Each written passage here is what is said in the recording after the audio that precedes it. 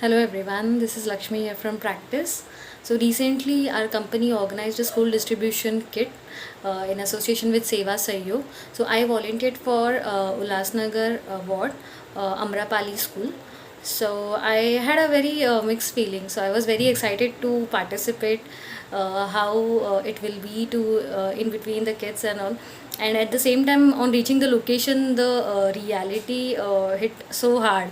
The place which is not so far from where I stay, but there was a lot of differences. So I could not believe there will be such basic infrastructure facility which is not in place.